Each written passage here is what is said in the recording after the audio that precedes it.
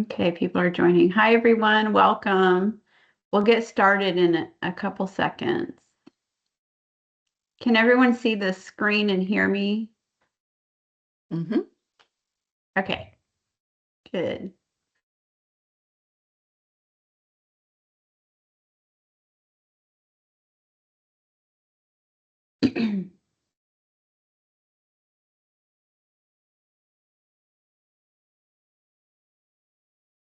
Okay, well, welcome everyone. We are joined today by our fabulous IRB mentors, by Kirstin Morningstar from Office of Regulatory Services, Lisa Greening, Angela Luna, and myself, Peggy Semingson, Interim Director of CIRTL. This is a new program that is designed to help grad students in the grad school and also their advisors. So here are our presenters. This session is being recorded. I'm going to just very briefly mention our goals. We want to introduce more about the IRB mentor program, introduce the IRB mentors themselves, answer a few questions about the IRB process. So I'm putting the link in the chat about the IRB mentors. We have two, and we will also emphasize just what they can do to help. So I'm going to actually turn it over to Kirstin Morningstar, and she is going to talk about IRB in general, and then we'll move forward with all the information. Yeah, hi everyone, Kirstin Morningstar. I'm in the Office of Regulatory Services. Our office is the one that helps you navigate the requirements through the Institutional Review Board. And I'll give a basic kind of overview of the IRB. I'm just not assuming that everyone knows what it is. And this program is really targeting you new folks out there that have never gone through the process before. So the IRB is an ethics committee. We're required to have it by federal regulations to review human subject research at UTA, and that's regardless of its funding status. And its job is to look at the ethical involvement of human subjects and consider their safety and welfare as they participate in this research. It's not a scientific advisory committee. They're not looking at the merit of your study. They're not grading your project.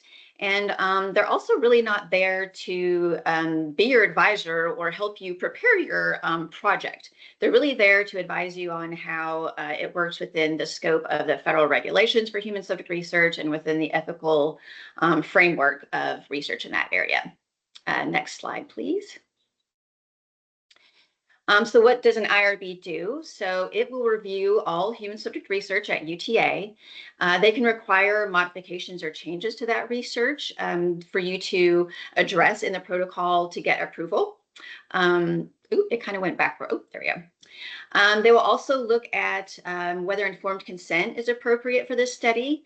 And that is essentially informing the subjects of everything that they're participating in, their research, what the risks and benefits are, all the details about the procedures they'll take place in, and giving them an opportunity to make an informed decision about whether or not they participate based on their own needs and desires.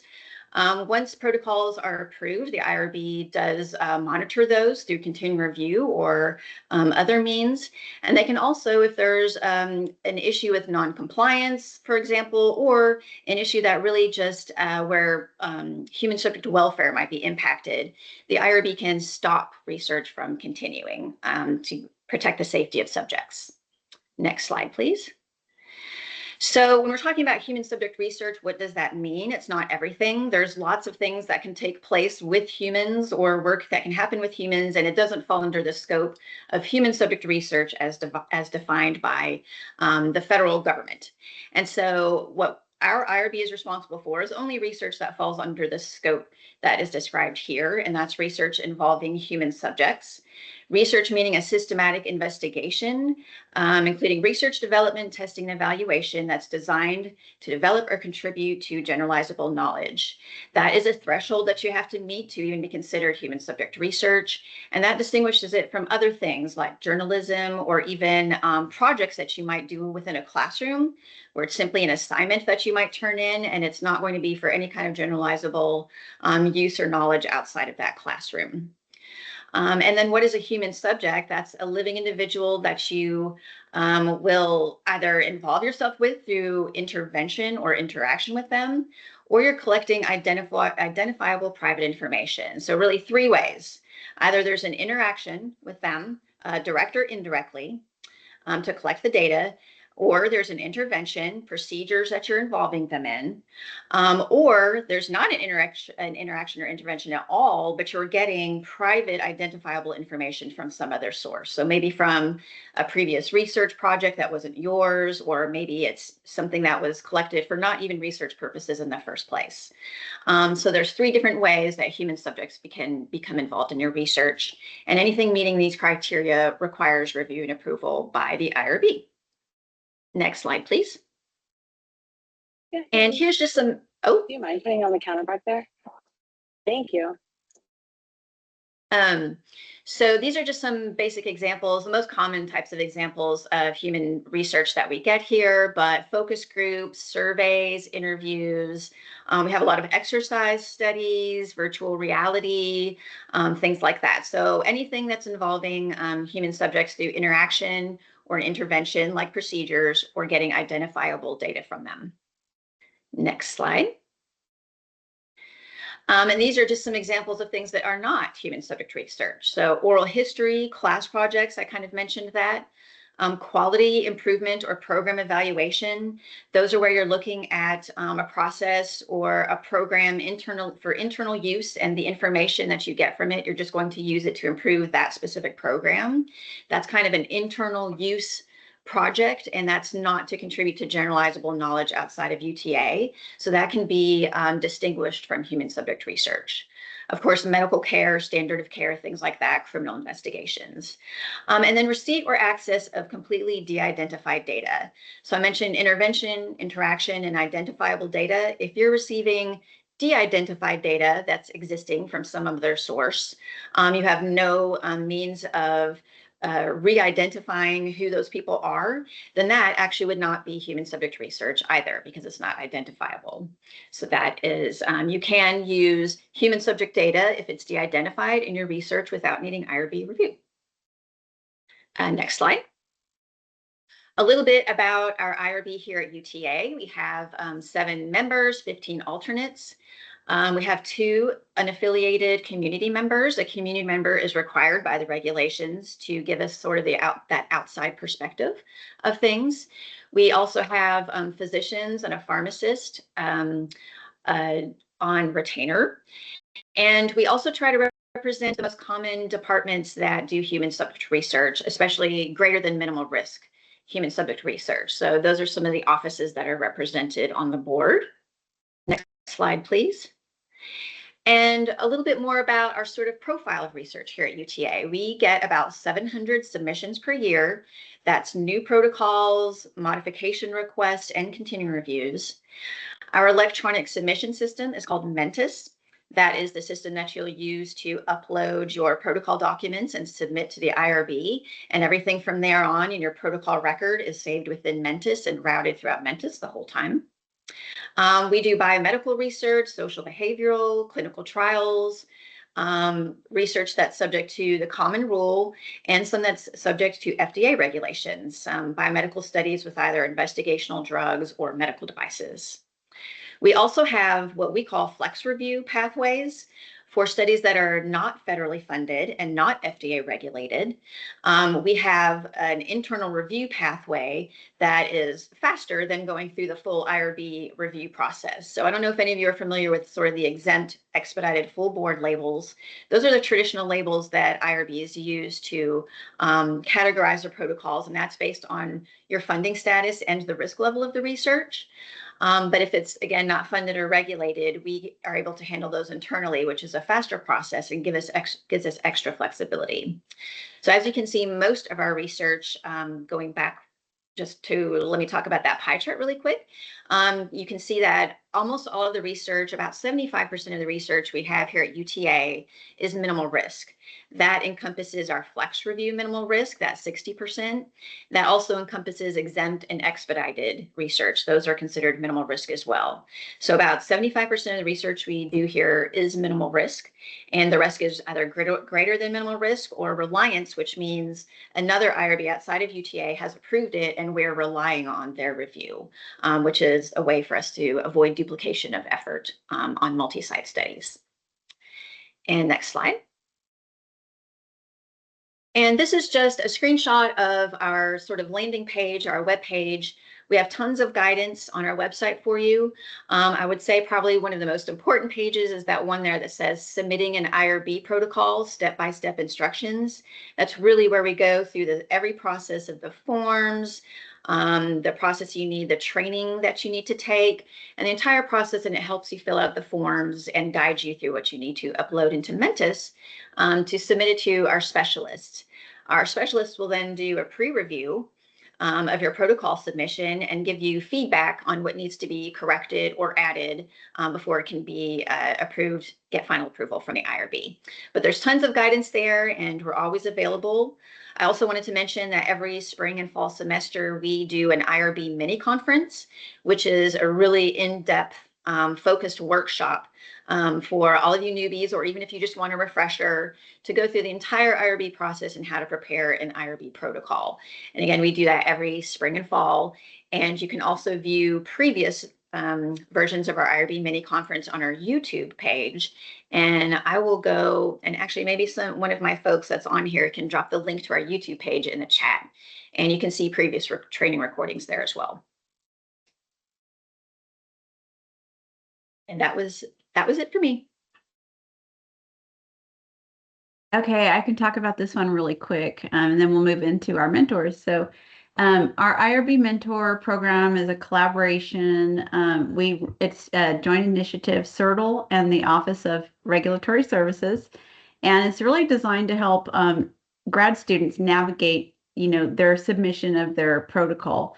It's great also for helping new faculty, so new to advising and that kind of thing. So they're there. And so we'd like to turn it over to the IRB mentors. Kirstin, do you want to mention this one and then segue into the mentors, introducing our mentors?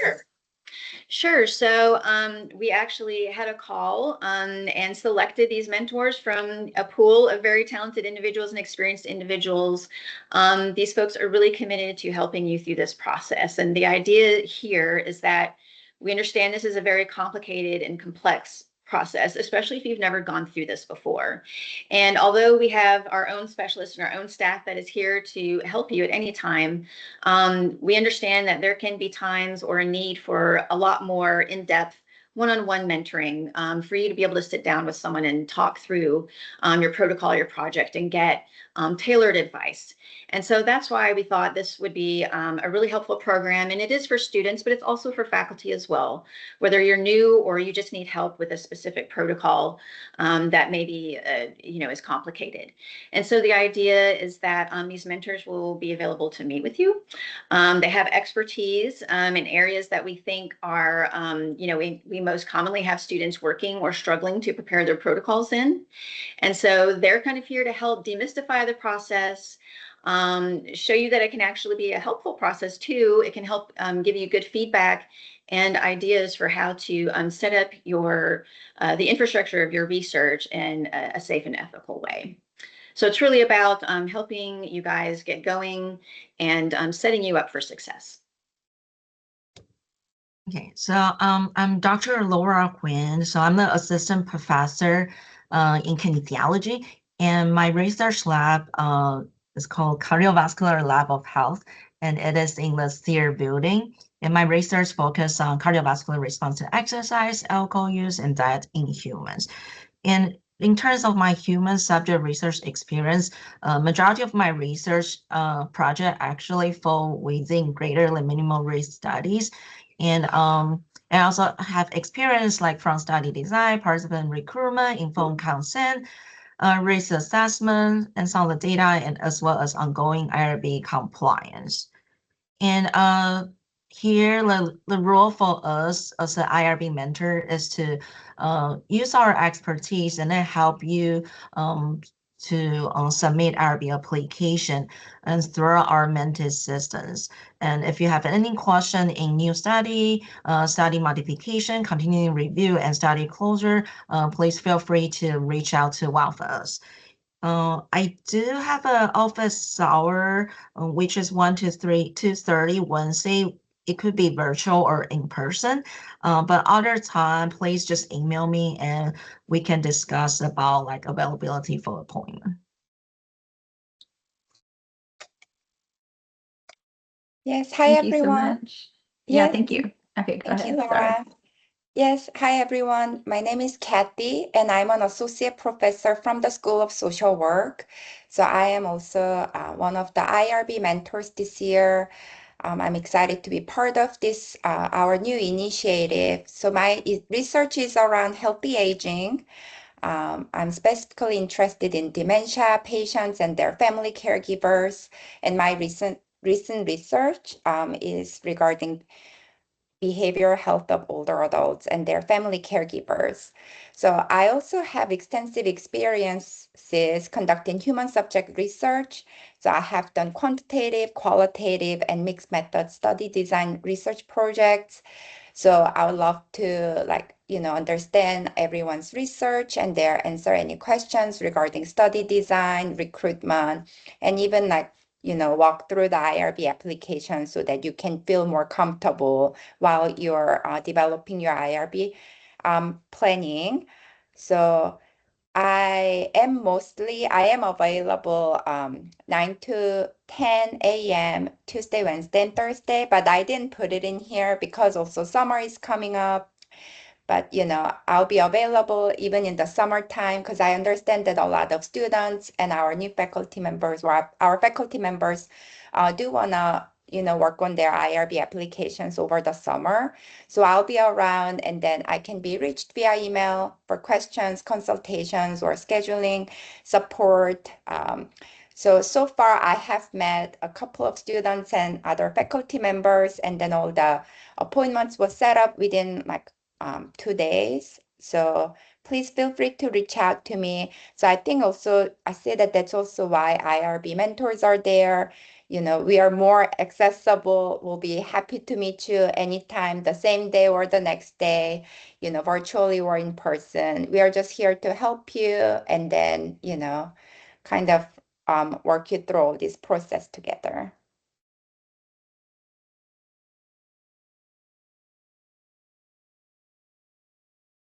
Kirstin, did you want to mention how IRB mentors can support, or if any of the IRB mentors want to chime in? I can quickly talk about this. So the goal here, although we are IRB mentor, but the main goal for us here is to work with you together and serve as a bridge between you and IRB. So if you have any question, like I know like sometimes to start a new IRB application, it will be overwhelming. But like our goal here, our role here is to help you to navigate the process and maybe help you for some of the real research idea to help you translating your idea into the IRB approved protocols. And another thing, if you get IRB comment back, we can also help you to understand their feedback and then provide you some of the guidance to help you to revise your protocols. And again, like both of us, we're pretty responsive. And so if you have any questions, just feel free to email us or maybe just drop us a message through Teams. And could you go to next slide?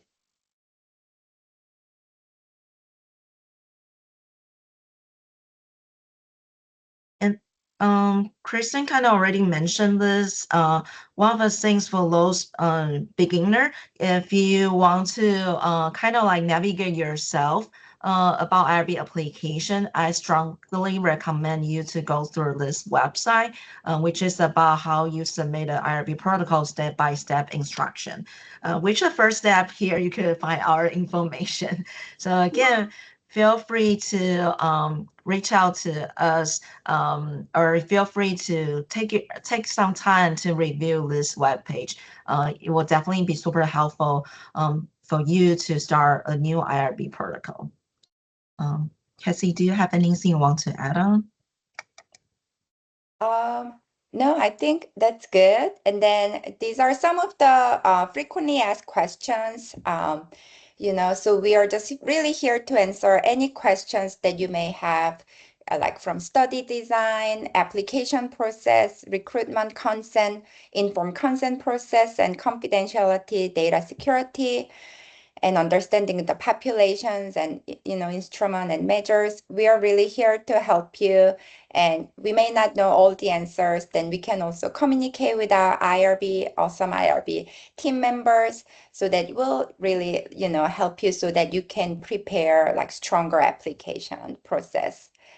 So yes, Yeah, and then I'm sorry. I think this is important, like Casey say, like we don't know everything. So we are actually here to learn with you guys as well. So again, feel free to reach out to us. Yes. And I also want to mention that even though I am from the School of Social Work, I have done a couple of interdisciplinary research projects, specifically with some other faculty members from civil engineering and bioengineering. So even if you're from the different department, please really feel free to reach out. We can definitely help, and then even like brainstorm together.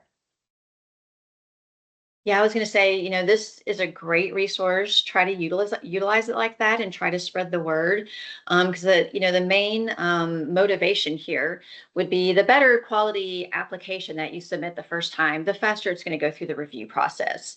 I mean, we've been looking at our metrics a lot lately in the last couple of years, and we can see that for every time that we have to return a protocol back to someone to add things or get clarification, it can add weeks to the time that it gets for your protocol to get approved, because then it has to come back in, be re-reviewed. The same person may not even be available, so they're reviewing it from scratch.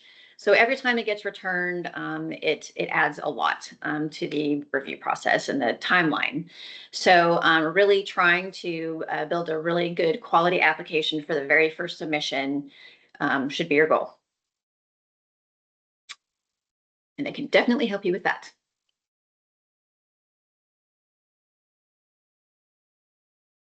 All right. Did we, let's see. Peggy, did you? Oh, go ahead. I was going to say there was some questions that we received, right? Did we have time or want to go through any of those? Yeah, I'd have to find those. I can put those in the chat in just a minute, but if anyone has any immediate questions, we can do those too. So if anyone wants to type, or there's one in the chat right now.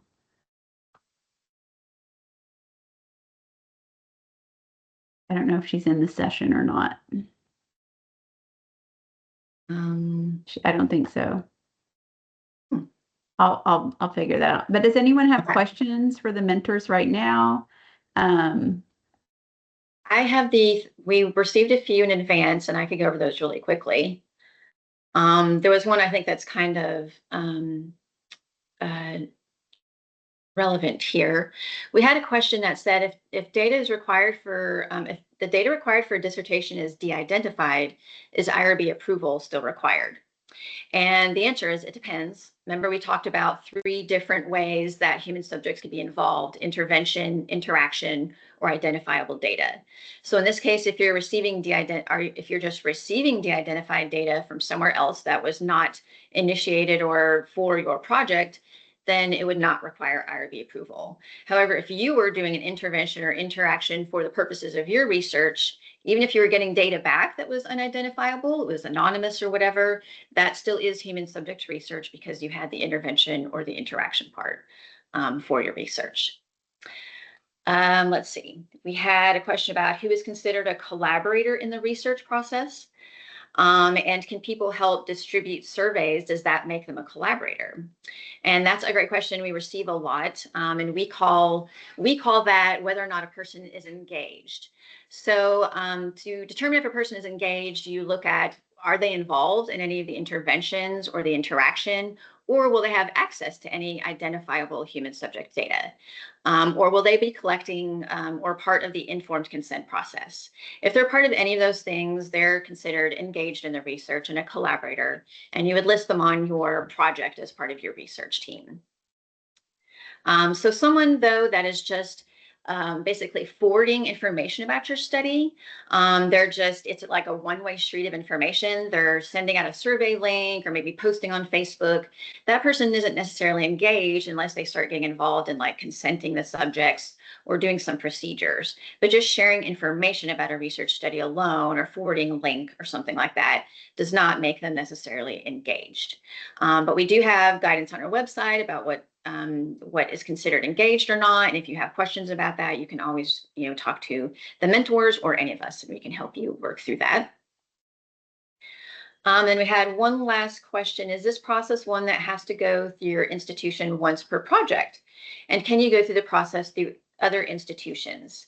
So yes, each protocol is one project. And so basically it's defined by its specific objectives and aims. If it has different objectives and aims, it should be under its own separate protocol. So we kind of do it on a per project basis. And then I kind of mentioned earlier that we do accept IRB reviews done by other institutions. We will do what is called a reliance agreement, or basically a written agreement saying we trust this institution, their IRB reviewed it, we don't need to duplicate that review. The only caveat there is that you have to let us know. We're required to document that reliance situation. So even if you are on an IRB study at some other institution, it's approved somewhere else, you need to notify us here at UTA so we can document the reliance for you. And I think that's all the questions we got for the registration process. There's one or two in the chat. One says, are there any sort of templates for really basic applications that are just for collecting survey data from students? We don't really have any example ones. That's something we've talked a lot about, and we can definitely pull some and maybe make like a library or something like that. But sure, we do have, really great examples of things that we can definitely redact and share as examples. We don't have those available right now, though. Where can we apply for funding for the research project? That's a little bit outside of our wheelhouse. That would be from the Grants and Contracts Office. Or it would be through, I would check with your advisor. Number one stop, if you're a student, I would check with your advisor. They can help you find some opportunities there. We have about last question. Cassie already put some response in the chat about the funding source. And for my area, it's about like, it also depends on your stage, whether you're a graduate student or faculty member. In our field about exercise science for student, we have like, for example, Texas ECSN, which is a regional chapter, provide like small fund for students. You can also check with your college. Some college like might provide some of the internal pilot funds, even for graduate students. And but it really depends on the field. Right. And if you're looking for dissertation funding, your PhD program may have a list of like some funders who fund dissertation research projects. So you can check with your PhD program director too.